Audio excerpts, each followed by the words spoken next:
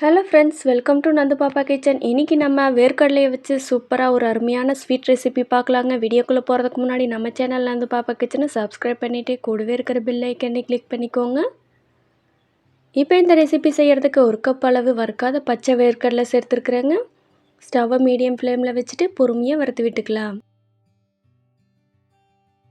அந்த தோலெல்லாம் தீயிற மாதிரி வறுக்கக்கூடாதுங்க. லைட்டாக அந்த தொப்பை மட்டும் நம்மளுக்கு வெளியில் வந்தால் போதுங்க. அந்த அளவுக்கு வறுத்தா போதும். இது போல் லைட்டாக செவந்து வந்தால் போதுங்க. ஸ்டவ்வை ஆஃப் பண்ணிடலாம். இது ஒரு 2-3 நிமிஷம் பக்கம் வறுத்தா போதுங்க. இது நம்ம கையில் எடுத்து பார்த்தா இது போல் அதனுடைய தொப்பை மட்டும் தனியாக வரணும். அந்த அளவுக்கு வறுபட்டால் போதும்.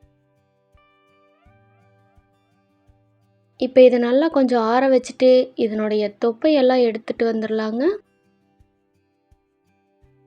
இதனுடைய தொல்லியெல்லாம் எடுக்கிறதுக்காக ஒரு காட்டன் கிளாத் விரிச்சிட்டு அதில் நம்ம வறுத்து வச்ச வேர்க்கடலையை கொட்டிட்டு இது போல் நல்லா ப்ரெஷ் பண்ணி விட்டீங்க அப்படின்னா சூப்பராக உதிர்ந்து வந்துடும்.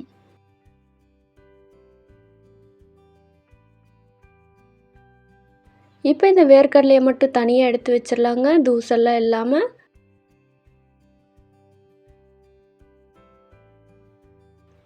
இது போல் எடுத்துட்டு இதை ஒரு ட்ரையான மிக்ஸி ஜாரில் சேர்த்துட்டு நல்லா அரைச்சிட்டு வந்துடலாம். நீங்கள் ரொம்ப நேரம் அரைச்சிடக்கூடாதுங்க. ஆயில் ஃபார்ம் ஆன மாதிரி ஒரு மாதிரி கெட்டியாக ஆயிரும். அரைச்சிட்டு ஒரு ஓரமாக இருக்கட்டுங்க. அதுக்கப்புறமா திருப்பியும் அதே பேன் எடுத்துகிட்டு 1/2 கப் அளவு சர்க்கரை எடுத்துக்கலாம். நம்ம 1 கப் அளவு வேர்க்கடலை எடுத்தோம்ல, அதுக்கு 1/2 கப் அளவு சர்க்கரை எடுத்துகிட்டு 1/4 கப் அளவு தண்ணி விட்டுக்கலாங்க. இந்த சர்க்கரை நல்லா கரைஞ்சி வரணுங்க.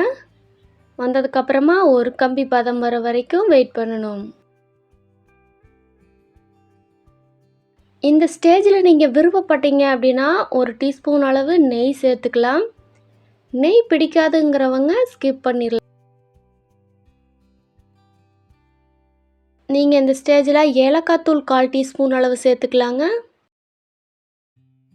ஏலக்காய் தூள் சேர்த்துட்டு நல்லா மிக்ஸ் பண்ணி விட்டுடலாம். இப்போ நம்ம பாகுபதம் செக் பண்ணிடலாம். இது போல் கரண்டியில் நல்லா கிளறி விட்டுட்டு அதை நீங்கள் கையில் எடுத்து பார்த்தீங்க அப்படின்னா ஒரு கம்பி பதம் ஃபார்ம் ஆகி வரணும். அதுதாங்க பாவோட கரெக்டான கன்சிஸ்டன்சி. இந்த ஸ்டேஜில் நீங்கள் அரைச்சி வச்ச வேர்க்கடலையை இதில் சேர்த்துக்கலாம். அரைச்சி வச்ச வேர்க்கடலையை ஒரு சல்லடை வச்சு நல்லா சளிச்சிட்டு இது போல் சேர்த்துக்கலாம். பாகில் சேர்த்ததுக்கப்புறமா கட்டி சேராமல் பொறுமையாக கிளறி விடணுங்க. உங்களுக்கு கரண்டியில் கிளறதுக்கு ரொம்ப கஷ்டமாக இருந்துச்சு அப்படின்னா இது போல் ஒரு விஸ்க் வச்சு நல்லா கிளறி விட்டலாம். இது கட்டிகள் ஃபார்ம் ஆகாமல் நல்லா கரைஞ்சி வந்துடுங்க.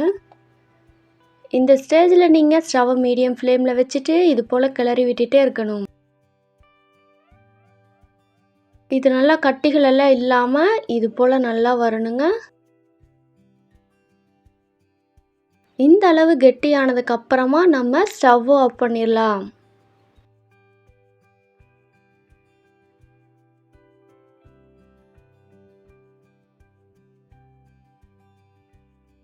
ஸ்டவ் ஆஃப் பண்ணிவிட்டு உடனே சூடாக ஒரு பட்டர் ஷீட்டில் இது போல் நெய் தடவி வச்சுருக்குறோங்க. நம்ம செஞ்ச ஸ்வீட்டை அதில் கொட்டிக்கலாங்க. கொட்டிட்டு இது போல் நீங்கள் பட்டர் ஷீட்டோடு சேர்த்துட்டு நல்லா பிசைஞ்சு விட்டுருணுங்க. நாலா மூளைக்கும் நல்லா பிசைஞ்சு இது போல் நல்லா அமுத்தி விட்டுறணும். இப்போ நீங்கள் ஒரு பூரி கட்டை வச்சுட்டு நல்லா தேய்ச்சி விட்டுட்டு பட்டர் ஷீட்டை எடுத்தீங்க அப்படின்னா ஒரு சேஃபுக்கு வந்துடுங்க. அதுக்கப்புறமா நம்ம விருப்பம் போல் எந்த மாதிரி பீசஸ் வேணுமோ அது போல் கத்தியில் கொஞ்சமாக நெய் தடவிட்டு அதுக்கப்புறமா கட் பண்ணி எடுத்துக்கலாம். நீங்கள் கிராஸாக வேணால் கிராஸாக கட் பண்ணிக்கலாம், இல்லை பீசஸாக வேணால் பீசஸாக கட் பண்ணிக்கலாங்க. இந்த எல்லா ப்ராசஸுமே ஸ்வீட் வெதுவெதுப்பான சூடு இருக்கும்போதே செஞ்சு முடிச்சிடணுங்க. இந்த ஹெல்த்தியான ஸ்வீட் ரெசிப்பியை நீங்களும் உங்கள் வீட்டில் செஞ்சு பார்த்துட்டு எப்படி இருந்துச்சுன்னு சொல்லி மறக்காமல் கமெண்ட் பண்ணுங்கள். இந்த ரெசிபி உங்களுக்கு ரொம்ப யூஸ்ஃபுல்லாக இருந்துச்சு அப்படின்னா உங்கள் ஃப்ரெண்ட்ஸ் அண்ட் ஃபேமிலிக்கு மறக்காமல் ஷேர் பண்ணிவிட்டு நம்ம சேனலில் இருந்து பாப்பா கிச்சனை லைக் பண்ணிவிட்டு சப்ஸ்கிரைப் பண்ணிக்கோங்க.